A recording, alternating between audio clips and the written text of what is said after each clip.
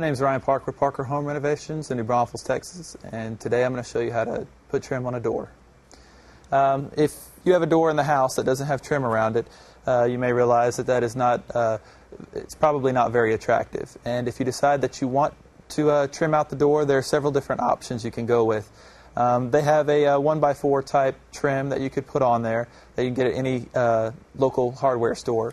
Or they have a casing such as this that you could put around the door, which is a little bit more decorative, and it's actually used a little bit more commonly.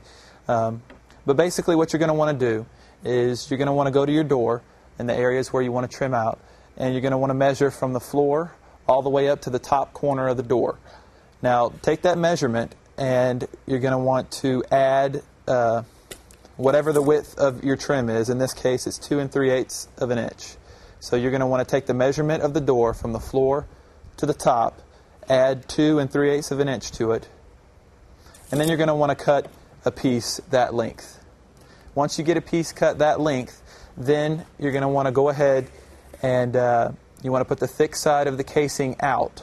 So you're going to want to go ahead and cut the end of the casing at that measurement that you measured, plus the 2 3/8 of an inch, and you want to miter it at a 45-degree angle right across here. And what that's going to do is going to give a nice clean transition turn here where the side of the door trim goes up and turns to go across the top of the door trim.